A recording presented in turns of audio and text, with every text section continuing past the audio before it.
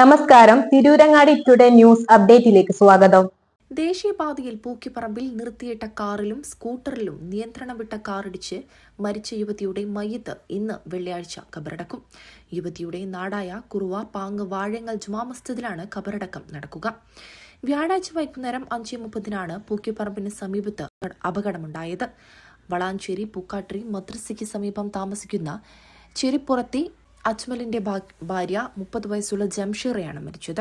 അജ്മലും ജംഷീറയും സ്കൂട്ടറിലും അജ്മലിന്റെ സഹോദരി ഭർത്താവ് കോട്ടയം മുണ്ടക്കയം കൂട്ടിക്കൽ സ്വദേശി അജാസും കുടുംബവും കാറിലുമായാണ് യാത്ര ചെയ്തിരുന്നത്. ഗൾഫിലേക്ക് അടുത്ത ദിവസം തിരിച്ചു പോകുന്നതിന് മുന്നോടിയായി കുടുംബസമേതം മമ്പറം മഖാമിലേക്ക് പോവുകയായിരുന്നു കുടുംബം. കോഴിച്ചന എത്തിയപ്പോൾ ശക്തമായ മഴ ഉണ്ടായതിനെ തുടർന്ന് റെയിൻകോട്ട് ഇടാനായി അജ്മൽ റോഡരികിൽ സ്കൂട്ടർ നിർത്തി. ഇത് കണ്ട് കാർ നിർത്തി. മിനിറ്റുകൾക്കുള്ളിലാണ് പിറകിൽ നിന്നെത്തിയ കാർ ആദ്യം സ്കൂട്ടറിലും പിന്നീട് കാറിലും ഇടിച്ചത്. ഉടനെ ആശുപത്രിയിലെത്തിച്ചെങ്കിലും ജംഷീറ മരണപ്പെട്ടു. ഭർത്താവ് അജ്മൽ ചികിത്സയിലാണ്.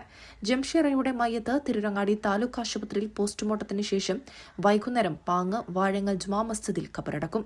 പാങ്ങ് വാഴങ്ങൽ പരേതനായ കണ്ണംകുളി മുഹമ്മദ് അലിയുടെയും ഉമ്മ കുൽസുവിന്റെയും മകളാണ് ജംഷീറ. ഇന്നലെ കോഴിച്ചനയുടെയും അതുപോലെ തന്നെ പൂക്കിപ്പറമ്പിൻ്റെ ഇടയിൽ നാഷണൽ ഹൈവേയിൽ വെച്ചുണ്ടായ അപകടത്തിൽ ഒരു ജംഷീറ എന്ന് പറഞ്ഞ സ്ത്രീ മരണപ്പെടുകയുണ്ടായത്. ഈ അപകടത്തിനെ പറ്റി നമ്മൾ കേട്ട വിവരം, ഈ ജംഷീറയുടെ ഫാമിലി, ജംഷീറയും ഭർത്താവും സ്കൂട്ടറിലും അതുപോലെ തന്നെ അവരെ ഫാമിലി ഒന്നിച്ച് മമ്പറം മക്കാമിലേക്ക് സിയാറത്തിന് പോകുന്ന സാഹചര്യത്തിൽ കോഴിച്ചനയുടെയും പൂക്കിപ്പറമ്പിൻ്റെ ഇടയിൽ വെച്ച് നാഷണൽ ഹൈവേയിൽ റോഡ് സൈഡിൽ വണ്ടി സൈഡാക്കി. മഴ വന്നപ്പോൾ അവർ റെയിൻകോട്ട് ഇടുന്നതിന് വേണ്ടിയിട്ട് വണ്ടി സൈഡാക്കി. നാഷണൽ ഹൈവേയിൽ രണ്ട് വണ്ടിയും സൈഡാക്കി. ആ സമയത്ത് ബാക്കിൽ നിന്ന് വന്ന ഒരു ഫോർച്യൂണർ ബാക്കിൽ നിന്ന് ആദ്യം ഈ സ്കൂട്ടറിൽ തട്ടി, അതുപോലെ തന്നെ അവരെ ബന്ധുക്കൾ സഞ്ചരിച്ചിരുന്ന കാറിലും തട്ടി.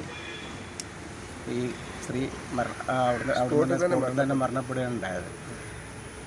തൊട്ടടുത്തുള്ളൊരു ഹോസ്പിറ്റലിൽ അവരെ കൊണ്ടുപോയെങ്കിലും പെട്ടെന്ന് തന്നെ കോട്ടക്കൽ അൽമാസ് ഹോസ്പിറ്റലിലേക്ക് ഷിഫ്റ്റ് ചെയ്യുകയും അത് അവിടെ എത്തുന്നതിന് മുമ്പ് തന്നെ അവർ മരണപ്പെടുകയുണ്ടായത്. അവരെ ഭർത്താവിന് കാര്യമായ പരിക്കുകളുണ്ട്. അവരെ താടിയലിന് പൊട്ടുണ്ട്, അതുപോലെ തന്നെ സ്പൈനൽ കോഡിനും ക്ഷതം സംഭവിച്ചിട്ടുണ്ട് എന്നാണ് പ്രാഥമിക വിവരത്തിൽ നിന്ന് നമുക്ക് മനസ്സിലാക്കിയത്. അതുപോലെ തന്നെ അവരെ കാറിലുണ്ടായിരുന്ന അവരെ മറ്റുള്ള ബന്ധുക്കൾക്കും പരിക്കുകൾ സംഭവിച്ചിട്ടുണ്ട്. അവരെല്ലാം ഇപ്പോൾ കോട്ടക്കൽ അൽമാസ് ഹോസ്പിറ്റലിൽ ട്രീറ്റ്മെൻറ്റിലാണുള്ളത്. എന്തായാലും അവരെ ബോഡി ഇന്ന് പോസ്റ്റ്മോർട്ടം ചെയ്ത് ഏതൊരു 5:30 മണിയോടുകൂടെ അവരെ ജനാസ പാങ്ങിലെ അവരെ സ്വന്തം വീടായ പാങ്ങിൽ അവിടെ മറവ് ചെയ്യാനാണ് ഉദ്ദേശിച്ചിട്ടുള്ളത്. ഗൾഫ് വിദേശിയാണ് അവർ. ഇന്നാണ് അവർ ഗൾഫിലേക്ക് പോകേണ്ട ദിവസം എന്നാണ് അറിയാൻ കഴിഞ്ഞത്. ഇന്ന് 4 മണിക്ക് ഗൾഫിലേക്ക് പുറപ്പെടേണ്ട ആളാണ് ഭർത്താവ്.